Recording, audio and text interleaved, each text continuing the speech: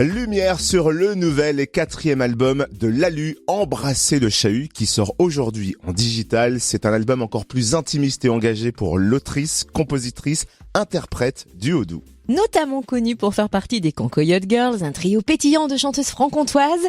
Son ADN, c'est la chanson à texte, la preuve. Je suis trop ci, je suis trop ça, et aussi je suis pas assez ci, pas assez ça. En fait, je sais trop pas m'aimer.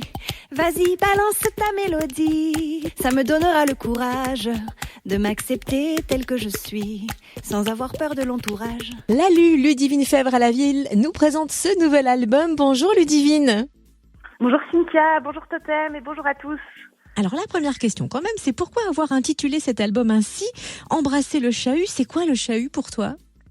Alors le chahut, pour moi, c'est la période de transition qu'on est en train de traverser. C'est la période où on est un petit peu secoué par le doute parce que une époque se termine, une autre commence. Et puis dans ces moments-là, en fait, on ne sait pas trop si on doit avancer ou reculer. Et du coup, ça peut être déroutant. Et si on le prend avec le sourire, si on a confiance, ben ça peut devenir agréable et puis on peut le vivre à peu près bien. Voilà, c'est pour ça que ça s'appelle comme ça, Embrasser le Chahut. Et c'est aussi parce que dans une des chansons qui s'appelle Le Chahut, il y a exactement ces paroles-là. L'album ne parle pas que de ce chahut, il aborde aussi d'autres thèmes, lesquels ? Alors il y a plusieurs thèmes. On parle par exemple de l'égalité homme-femme, on parle de la philosophie paysanne aussi, on parle du prix de l'essence, qui est un sujet vraiment d'actualité en ce moment.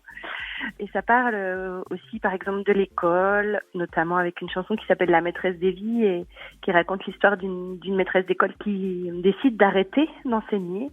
Et ça parle aussi de sujets un peu plus légers comme l'amour ou comme une chanson qui s'appelle, par exemple, Advienne que pourra, qui est un peu un hymne au lâcher-prise. Voilà. Il a fallu 18 mois pour finaliser l'album parce qu'il y a une sacrée préparation, pas mal de recherches et même pour la philosophie paysanne, tu as fait une tournée dans les fermes de notre région cet été. C'est bien ça ? Oui, exactement. Pour écrire cette chanson, j'ai fait des interviews et je me suis pas mal documentée.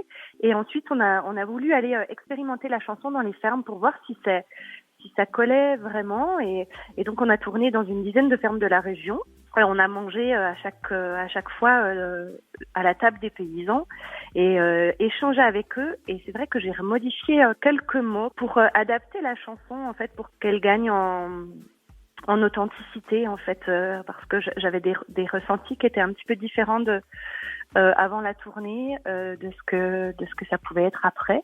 Et voilà, on a pris du temps pour faire cet album parce que je crois qu'il faut du temps pour que les choses arrivent à la conscience. Ça peut pas se faire rapidement, enfin, en tout cas pour nous. Lalu, j'ai repéré que tu dis on, effectivement, tu n'as pas travaillé seul, hein, tu t'es bien entourée, tu as bossé avec qui Oui. sur cet album ?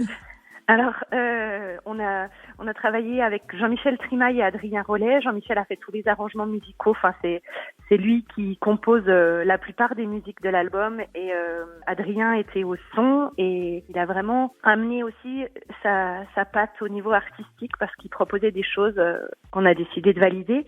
Et on a plein de musiciens dans l'album en fait qui ont accepté de travailler avec nous, notamment Benoît Chabot qui est un accordéoniste ultra talentueux. Il y a aussi une artiste suisse qui s'appelle Dominique Hunsinger qui a participé. Enfin, il y a beaucoup de monde, hein. Il y a 10 musiciens sur l'album.